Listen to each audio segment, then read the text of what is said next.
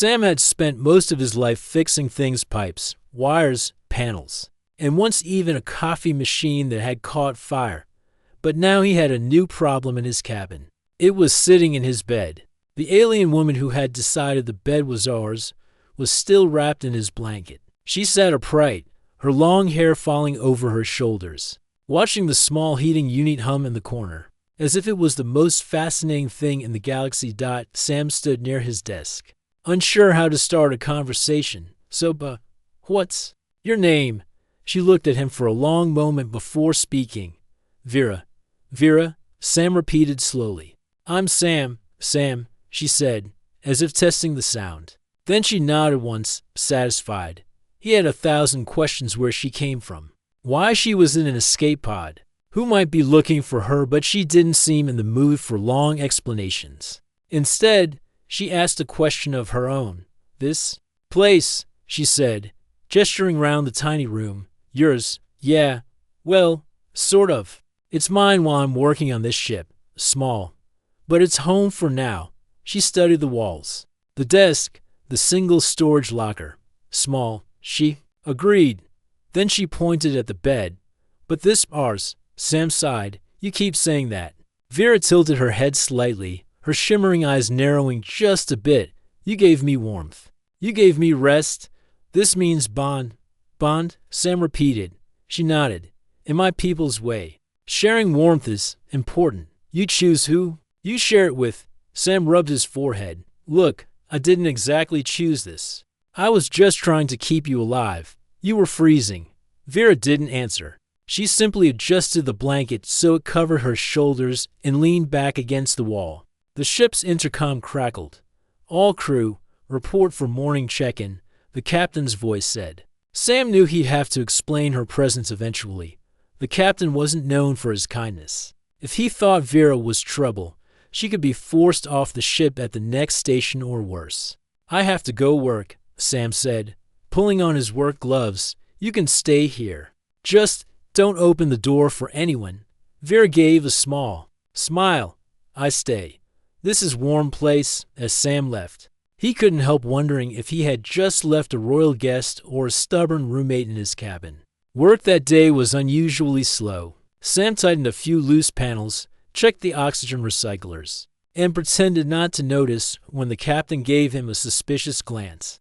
The rest of the crew didn't know about Vera yet, and Sam intended to keep it that way for as long as possible. By the time his shift ended, Sam was eager to return to his cabin. When the door slid open, he stopped in surprise. The room looked different. The blanket on the bed had been folded neatly. His storage locker was half open, but the tools inside were arranged in perfect order. The small heating unit had been moved closer to the bed. Even the desk was cleaner.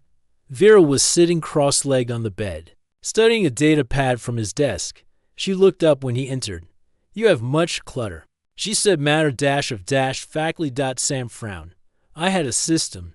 Your system was chaos, she replied, returning the data pad to its place.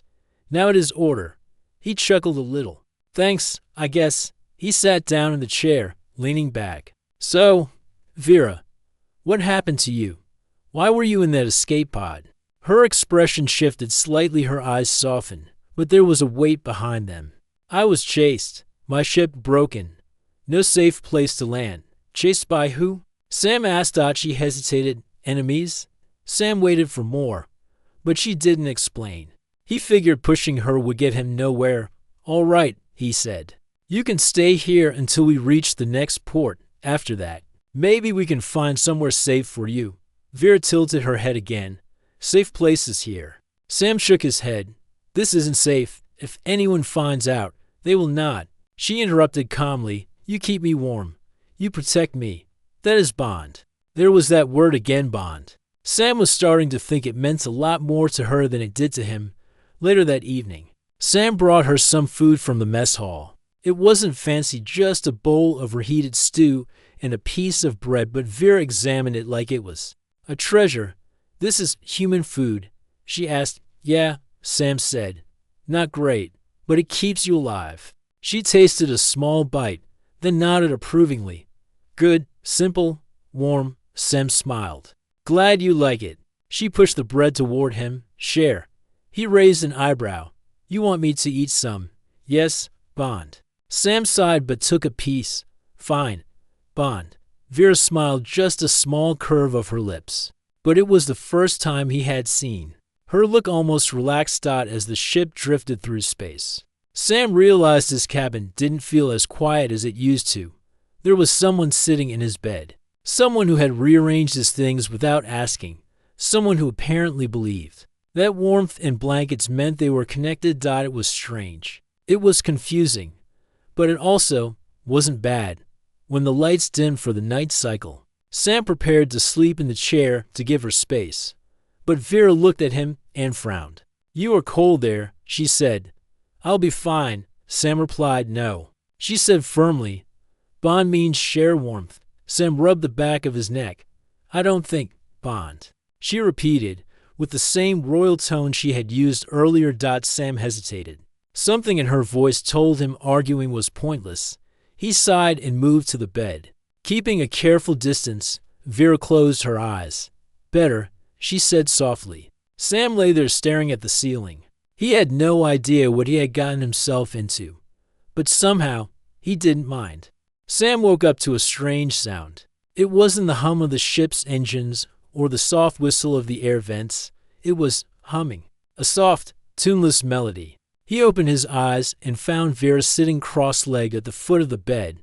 She was folding his clothes neatly, precisely, in perfect square shapes. His small storage locker was wide open, and from the looks of it, every single thing he owned was now in organized piles. What are you doing? Sam asked, his voice still heavy with sleep. Fixing chaos, Vera said without looking up. Your belongings were without order. Now they are better. Sam sat up, rubbing his eyes. They were fine the way they were. They were messy, she said simply, placing another folded shirt on the pile. This is now ours. It must be neat. There it was again, ours. Sam still didn't understand why she kept saying it, but the way she spoke made it sound final, like the word was carved in stone. He swung his legs over the side of the bed. You know, Vera, in human culture, just because someone lets you sleep in their bed for a night doesn't mean it's ours. It's still mine. She looked up at him, eyes calm and steady. You gave me warmth. You stayed beside me. This is Bond. Your culture may be different, but Bond is stronger than culture. Sam sighed. You're not going to change your mind, are you? No, she said simply, and went back to folding. By the time Sam had dressed and gotten ready for work, his cabin looked completely different. The desk was spotless. The tools in his locker were lined up like soldiers, and even the floor looked cleaner. Vera stood near the heating unit, her hands resting lightly on its edge. I will keep this place warm while you are gone, she said. Sam raised an eyebrow. You make it sound like you own the place. I share the place, she corrected. It is different. Sam shook his head, half amused, half confused. Just don't open the door for anyone, all right? No matter who it is. I will not, she said, her voice calm but certain. Work that day was tense. Rumors were spreading through the ship. Someone had heard that the long-range scanners picked up unknown ships moving in their direction. The captain ordered everyone to prepare for possible inspection. Sam kept his head down, fixing a loose panel in the engine bay. But his thoughts kept drifting back to his cabin. If anyone found Vera, she'd be questioned, maybe even taken away. And the way she talked about enemies made him think that might not end well for her. By the end of his shift, Sam decided to check on her before anything else. When he entered his cabin, he froze. Vera was sitting at his desk, studying the ship's navigation display. She looked completely at home, as if she had been living there for months. Where did you get that? Sam asked, pointing at the display. It was in your desk, she replied calmly. I wanted to understand where we are going. Sam closed the door quickly and lowered his voice. You can't just mess with ship systems. If the captain finds out, I'm careful, she interrupted, and I needed to know. Your ship moves toward danger. Sam stared at her. What do you mean, those ships following? They are hunters. Not for your crew, for me. Sam's stomach tightened. How do you know? Vera's eyes darkened slightly. I know their energy signatures. I have seen them before. They will come, and if they find me here, they will not let your people go easily. Sam leaned against the wall, thinking fast. Then we need to make sure no one knows you're here. Yes, she agreed. That is why you must act normal. But your captain will search the ship soon.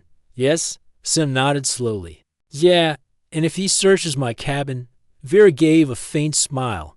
Then I will not be here when he does. Sam frowned. What's that supposed to mean? She stood, walking toward the small ventilation panel near the ceiling. I can hide where they will not look. I can move quietly. Sam wasn't sure whether to be impressed or worried. You've done this before, haven't you? Yes, she said simply, removing the panel with surprising skill. Many times. Before Sam could say anything, the intercom buzzed. All crew, prepare for security sweep. Report to your assigned areas. Vera looked at him, her expression calm but serious. Go. Work. I will not be found. The inspection took nearly an hour. Security officers moved from cabin to cabin, scanning for unauthorized items or stowaways. Sam tried to focus on his duties, but his mind kept drifting to his cabin. When he was finally allowed to return, he found the door sealed as he had left. Inside, everything looked untouched, bed neat, desk clear, heating unit humming softly. Vera was nowhere to be seen. Sam shut the door and whispered, Vera? A moment later, the ventilation panel slid open, and she climbed out gracefully. Not even slightly dusty. They did not see me, she said calmly. Sam exhaled in relief. Good. That's good. Vera sat back on the bed, as if nothing had happened. This is still ours, she said. Sam shook his head, a small smile tugging at the corner of his mouth. You really don't let go of that, do you? No, she replied simply. Bond remains. That night, as they prepared to rest, Sam realized something had changed.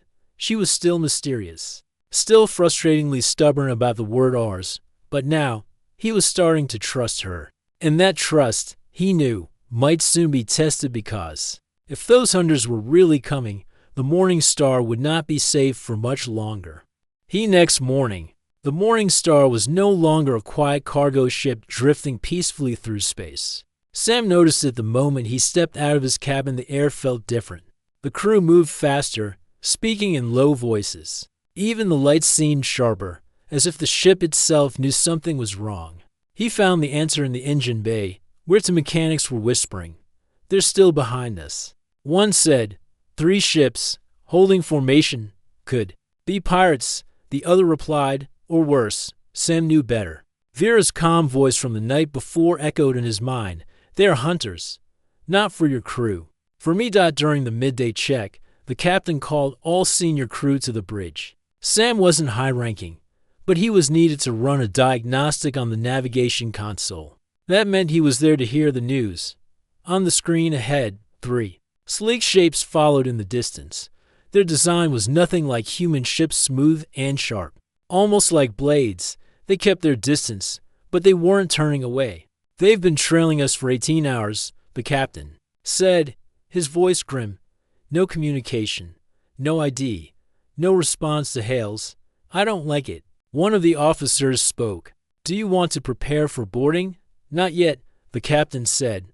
But if they get closer, we'll have to start scanning all cargo and passenger areas. I want to make sure we're not carrying something or someone thereafter. Sam's chest tightened. This was bad.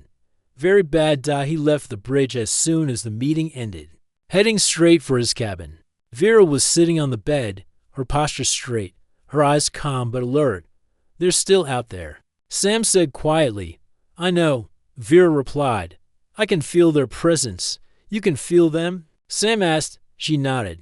Their energy is familiar. They do not rush because they know I am here. They will wait until you have nowhere to run.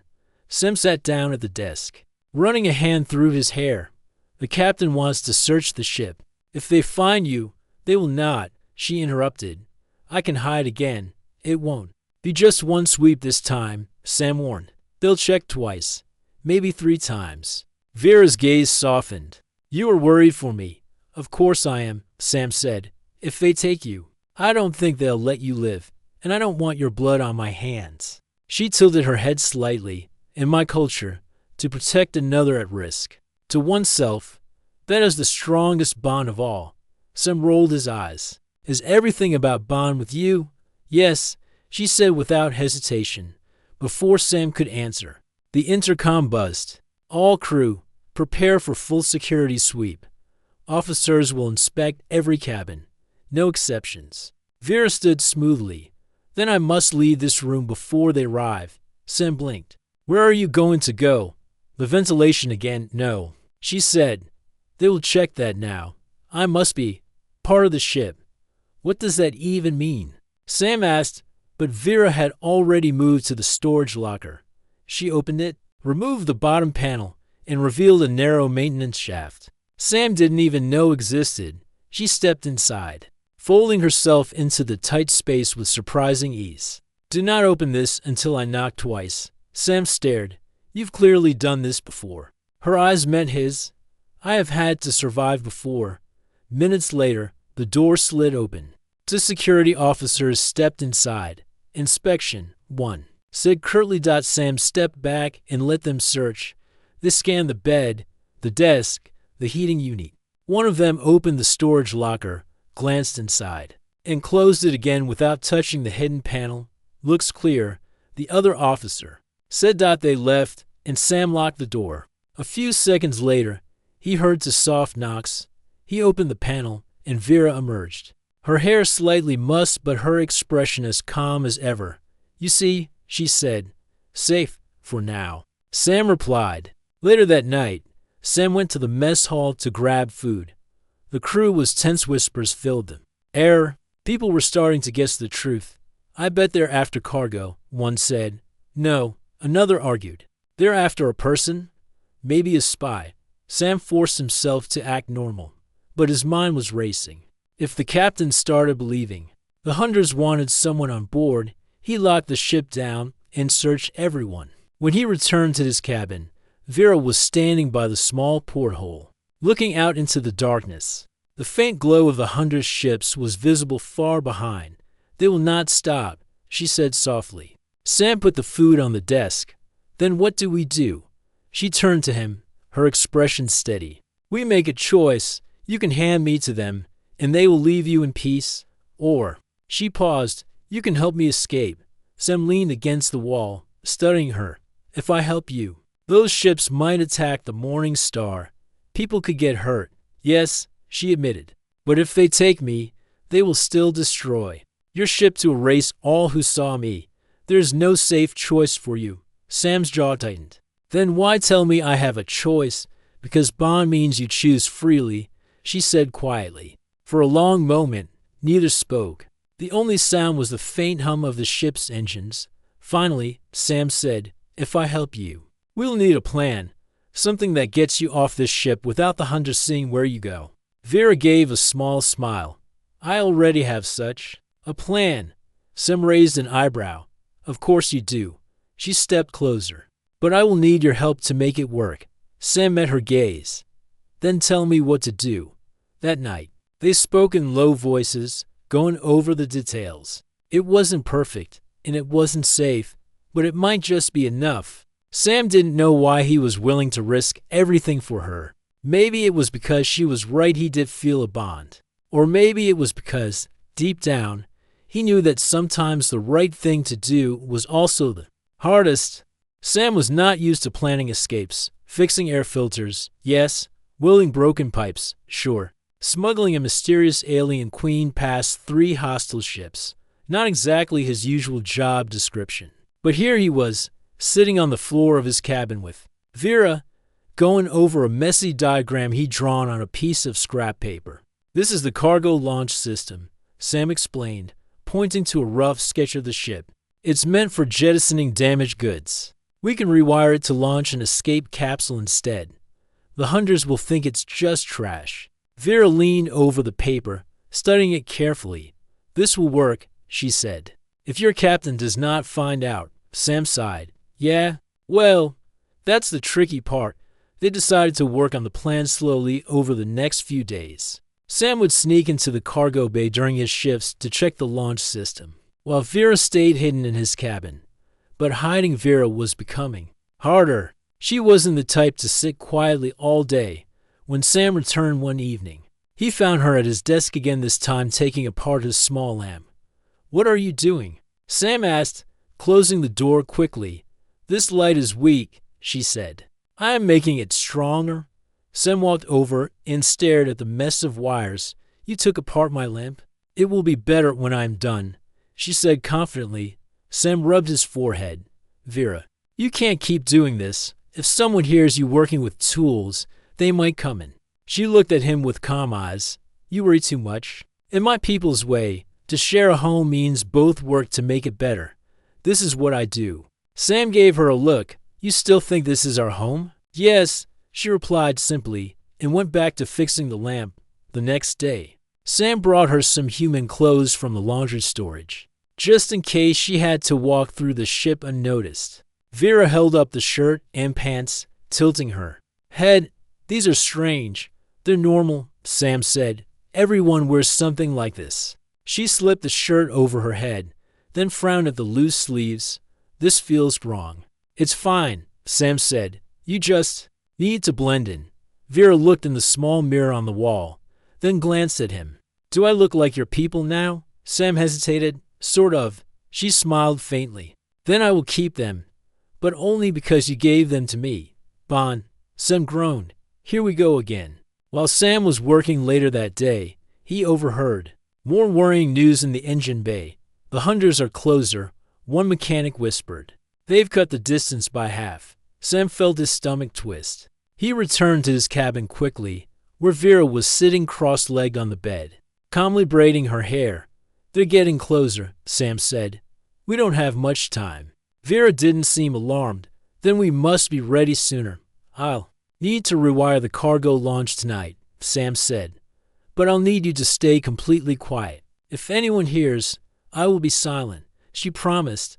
That night, while most of the crew was sleeping, Sam slipped into the cargo bay.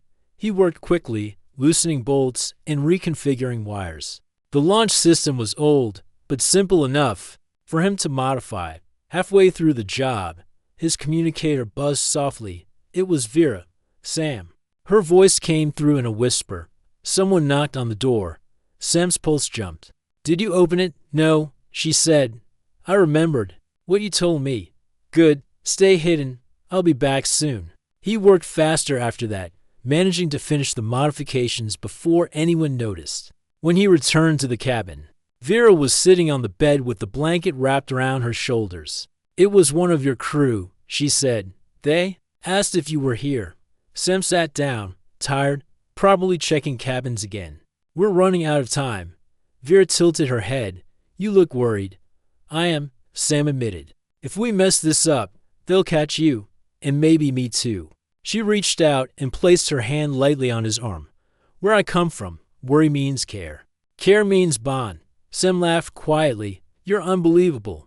The next day, they ran a small test. Sam had hidden a metal crate in the cargo launcher, programmed to eject without triggering the ship's alarms. It worked perfectly. Vera smiled when he told her. "Then we can leave tomorrow night." Sam nodded, but inside, he still felt uneasy. Tomorrow night could mean the difference between freedom and disaster. That evening, as they shared a quiet meal in the cabin, Vera looked at him thoughtfully. "Why are you helping me?" she asked suddenly. Sam shrugged. "Because it's the right thing to do. Many would not take such risk," she said. "You could hand me over and be safe." "I wouldn't be able to live with myself if I did that," Sam replied. She smiled faintly. "Then I am glad you found me. In my world, this would mean you were part of my circle." Sam raised an eyebrow. "Circle? Those we trust most." She explained. "Those we protect as they protect us. In your words, family." For a moment, Sam didn't know what to say. "Family? Huh? Guess that's better than roommate." Vera chuckled softly, a sound he hadn't heard from her before. "Much better." As the ship drifted through the dark, both of them knew tomorrow would be dangerous. Sam didn't know if their plan would work. Vera didn't know if she'd ever see her own people again, but for now, in that small, warm cabin, they shared a quiet understanding, one built on trust, on shared danger, and on one stubborn alien's belief that the bed was still ours. The ship's lights flickered briefly, signaling the start of the night cycle. Most of the crew were already asleep or resting in their cabins, but Sam was wide awake, his mind racing. Tonight was the night. He checked his tools one last time. The cargo launch system was ready, rewired, tested, and quiet enough not to trigger any alarms. But the risk was huge. If the hunters discovered their plan, it could mean the end for both him and Vera.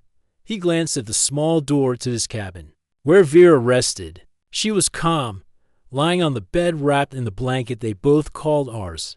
Her eyes were closed, but Sam could almost feel her waiting for him to decide. A soft knock came from the ventilation panel. Sam opened it and helped Vera climb out quietly. "Are you ready?" he whispered. Vera nodded. "We do not have much time." The corridor was empty and dimly lit. Sam led Vera to the cargo bay, heart pounding with every step. The 3 hunter ships were visible through the ship's viewports, dark shapes cutting through the stars, slowly drawing closer. Sam's hand shook as he moved to the launch controls. "Once we launch, you'll be alone," he said quietly. "You have to land safely and find help." Vera smiled faintly. "I'm used to solitude, but I will return." Sam looked at her. "You mean that?" "Yes," she said with quiet confidence. "This is only the beginning." He activated the launch sequence. The cargo bay doors opened, revealing the dark emptiness of space beyond. Vera stepped into the small escape capsule Sam had prepared. It was barely big enough for one person, but it had life support and a basic navigation system, enough to reach a nearby friendly outpost. Sam watched the countdown on the screen. 5, 4, 3. Suddenly, alarms blared through the ship. Red lights flashed. The hunters had made their move. "Sam, hurry!" Vera shouted from inside the capsule. Sam hit the launch button. The capsule shot out into space, a small bright dot moving fast away from the morning star. The ship shook violently. The hunters fired their weapons, hitting the hull. Sam was thrown against the wall. "Brace for impact," the captain shouted. Sam scrambled to the bridge, dodging crew members rushing to stations. The hunters closed in, firing again and again. The morning star rocked under the assault. Sam's mind was filled with fear, not for himself, but for Vera. Back in the cargo bay, Vera's capsule glided silently through space. She watched the morning star shrink behind her, its alarms still blaring. Her heart pounded, not with fear, but with determination. She had escaped, but the fight was far from over. The hunters would not stop. But now, she had a chance. On the bridge, the captain barked orders. Shields were failing, and the crew worked frantically to keep the ship alive. Sam stood near the control panels, feeling helpless. "Get to the escape pods," the captain ordered. "We can't outrun them." Sam hesitated. He wanted to help Vera, but his duty was clear. Then, a sudden idea struck him. Sam rushed to the communication console. If he could send a message to the outpost Vera was heading to, maybe they could prepare to protect her. He typed quickly, sending a coded distress signal with Vera's location and identity. The message sent, he turned back to the bridge. The morning star shook again, one last hit before the hunters withdrew, disappearing into the void. Later, Sam sat in his damaged cabin, staring at the empty bed. The ship was battered, but still alive. Vera was out there, somewhere in space, carrying their bond with her. He smiled sadly. "Ours," he whispered. Morning star drifted quietly through space, its hull scarred but its engine still humming steady. The crew worked tirelessly to repair the damage from the hunters' attack, but the tension in the air was thick. Everyone knew they had narrowly escaped disaster. Sam sat alone in what was left of his cabin, staring at the empty bed. The blanket, once a shared symbol of warmth and bond, lay folded on the corner. The silence pressed down on him, but in his heart, he felt a strange hope. Vera was alive. She had escaped the hunters and was heading to safety. Sam had sent the message, a small beacon of hope in a vast and dangerous galaxy. Days passed slowly. The morning star limped toward the nearest friendly outpost, where Sam hoped to find news of Vera. Every moment, his thoughts returned to her, the alien queen who had transformed his quiet life into something extraordinary. He remembered her words, "This is only the beginning." At last, the ship docked at the outpost station. Sam volunteered to lead a small team to search for any sign of Vera.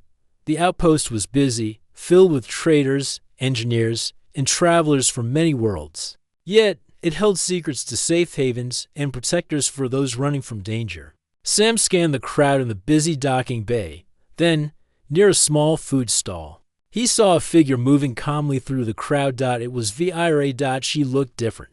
The loose human clothes had been replaced with simple but elegant garments, blending alien beauty and human practicality. Her eyes caught his immediately. Shining with relief and determination, "Sam," she said softly. "You came.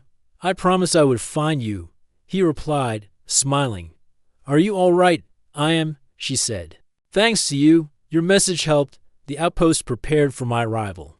The hunters did not follow. Sam felt a wave of relief wash over him. "I'm glad you're safe." They found a small, quiet room where they could talk without the noise of the busy station. Vera explained what had happened after the launch. "The outpost is part of a network," she said. "They protect those who cannot protect themselves. I was cared for. I healed." She looked at Sam with a serious expression. "But the hunters will not stop. I must be ready." Sam nodded. "Then we'll face them together." In the days that followed, Sam learned more about Vera's people and the war that had forced her to flee. She was a queen, not just in title, but in spirit, strong, wise, and fiercely protective of those she cared for. Vera, in turn, learned about humans, about trust, kindness, and the strange customs of sharing warmth and homes. Their bond grew deeper, not just as allies, but as something more. The bed they had once shared on the Morning Star became a symbol of their connection, a promise that whatever dangers lay ahead, they would face them side by side. When the time came for the Morning Star to leave the outpost, Sam and Vera stood together at the docking bay. The stars stretched endlessly beyond, full of danger and possibility. "Will you come with me?" Sam asked. Vera smiled. "I will. Our journey is just beginning." Hand in hand, they boarded the ship. The past fear, danger, and uncertainty was behind them. Ahead lay the vast, endless stars and a future they would build together. As the Morning Star lifted off into the dark, Sam whispered to himself. Morning Star drifted quietly through space, its hull scarred but its engines still humming steady. The crew worked tirelessly to repair the damage from the hunters' attack. But the tension in the air was thick. Everyone knew they had narrowly escaped disaster. Sam sat alone in what was left of his cabin, staring at the empty bed. The blanket, once a shared symbol of warmth and bond, lay folded on the corner. The silence pressed down on him, but in his heart he felt a strange hope. Vera was alive. She had escaped the hunters and was heading to safety. Sam had sent the message, a small beacon of hope in a vast and dangerous galaxy. Days passed slowly. The Morning Star limped toward the nearest friendly outpost, where Sam hoped to find news of Vera. Every moment, his thoughts returned to her, the alien queen who had transformed his quiet life into something extraordinary. He remembered her words, "This is only the beginning." At last, the ship docked at the outpost station. Sam volunteered to lead a small team to search for any sign of Vera. The outpost was busy, filled with traders, engineers, and travelers from many worlds. Yet, it held secrets to safe havens and protectors for those running from danger. Sam scanned the crowd in the busy docking bay. Then, near a small food stall, he saw a figure moving calmly through the crowd. It was Vera. She looked different. The loose human clothes had been replaced with simple but elegant garments, blending alien beauty and human practicality. Her eyes caught his immediately. Shining with relief and determination, "Sam," she said softly. "You came. I promised I would find you," he replied, smiling. "Are you all right?" "I am," she said. "Thanks to you. Your message helped. The outpost prepared for my arrival." The hunters did not follow. Sam felt a wave of relief wash over him. I'm glad you're safe. They found a small, quiet room where they could talk without the noise of the busy station. Vera explained what had happened after the launch. The outpost is part of a network, she said. They protect those who cannot protect themselves. I was cared for. I healed. She looked at Sam with a serious expression. But the hunters will not stop. I must be ready, Sam nodded. Then we'll face them together. In the days that followed, Sam learned more about Vera's people and the war that had forced her to flee. She was a queen, not just in title, but in spirit strong, wise, and fiercely protective of those she cared for. Vera, in turn, learned about humans, about trust, kindness, and the strange customs of sharing warmth and homes. Their bond grew deeper not just as allies, but as something more. The bed they had once shared on the Morning Star became a symbol of their connection, a promise that whatever dangers lay ahead, they would face them side by side. When the time came for the Morning Star to leave the outpost, Sam and Vera stood together at the docking bay. The star stretched endlessly beyond, full of danger and possibility. The planet Orendafor was quiet that morning.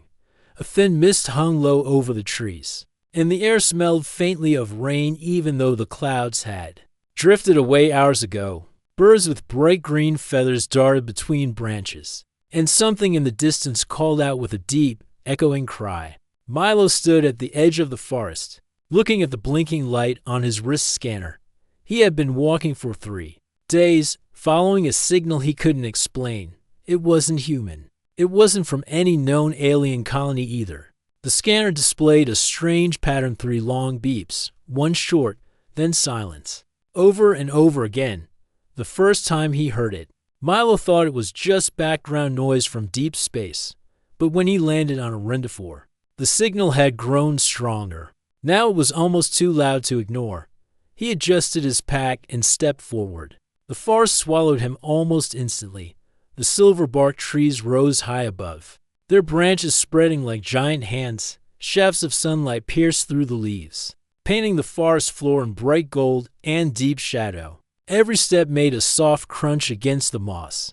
Milo had seen a lot of worlds since joining the exploration corps, but this one felt different. It wasn't just alive, it was watching. The air carried a strange hum, like the forest itself was breathing. He kept walking, letting the scanner guide him. The beeps grew faster. Something inside him tightened. The sound was too regular, too deliberate, like a heartbeat meant to be heard. As he walked, Milo noticed strange carvings in the bark of some trees, spiral patterns, lines that crossed like paths on a map, and symbols that almost looked like writing. He touched one of the marks. It was warm. That was strange. His comm device crackled. Command to Milo. Status report. I'm in Sector 3. He replied quietly, glancing around. Signal's getting stronger. I think it's coming from inside the forest, maybe a mile or 2 ahead. Copy that. Remember Orendafor's unclaimed territory. No colonies, no trade stations. Be careful. The signal pulsed again, sharper this time. Milo shut off the comm. He didn't want anything distracting him now. The deeper he went, the quieter the forest became. The birds had stopped singing. The air felt heavier, as if he had stepped into a place where sound wasn't allowed. Even his own breathing seemed too loud. Then, without warning, the scanner let out a rapid sequence of tones. Milo froze. He was close. He stepped over a fallen log, pushed aside a curtain of hanging vines, and stopped. There, in the middle of a small clearing, stood a massive tree unlike any he had ever seen. Its bark was silver, but not like the other trees. This silver shimmered, reflecting light in tiny ripples, like the surface of water. Its trunk was wide enough for a shuttle to hide behind, and at its base, half hidden in roots that twisted like sleeping serpents, was the source of the signal. It was a beacon, or at least, it looked like one. But this beacon wasn't metal. It was grown. Thin strands of living vine wrapped around. A crystal that pulsed with light every time it blinked. The scanner beeped. Milo knelt, brushing dirt away from the crystal's surface. The vines twitched under his hand, pulling slightly as if to protect it. He frowned. This was no ordinary plant. He switched on his recorder. Beacon is organic. Energy signature matches nothing in database. Vines appeared to be aware of my touch. Before he could say more, he heard movement, a faint rustle. Then a soft sound like someone trying not to breathe too loudly. Milo stood slowly, scanning the shadows. Hello? He called. No answer. The rustling came again, this time from behind the tree. He stepped carefully round the trunk, keeping one hand near his sidearm. The roots here were thicker, curling up from the ground like the walls of a cage. And then he saw her. She sat with her back against the silver bark, her arms at her sides, wrapped loosely in vines that looked almost like ropes, her ears tall, and covered in soft red fur. Which, at the sound of his voice, a long, fox-like tail curled around her legs. Her eyes met his. They were bright gold, reflecting the sunlight like molten metal. For a moment, neither of them moved. Milo lowered his hand from his weapon. I'm not here to hurt you, he said gently. The girl tilted her head, studying him as if deciding whether to believe him. She spoke a few words in a language he didn't know. The sound was soft, melodic, but filled with a strange weight. I don't understand, Milo admitted. He tapped the translator on his belt, hoping it would pick up enough of her speech to help. She spoke again, slower this time. The translator buzzed, then produced a faint, broken translation, waiting for someone. Milo glanced at the vines holding her. They weren't tight enough to hurt, but they seemed deliberate, like they had been placed there for a reason. How long have you been here? He asked. The translator hesitated, then gave a simple answer. Many seasons. The forest around them seemed to listen. Somewhere above, the wind moved through the leaves with a low, mournful sound. Milo took a slow step closer. The girl didn't pull away. The beacon at the base of the tree pulsed again, faster now, as if it recognized the two of them standing together, somehow. Milo knew this was only the beginning. Will you come with me? Sam asked. Vera smiled. I will. Our journey is just beginning. Hand in hand, they boarded the ship. The past fear, danger, and uncertainty was behind them. Ahead lay the vast, endless stars and a future they would build together. As the morning star lifted off into the dark, Sam whispered to himself,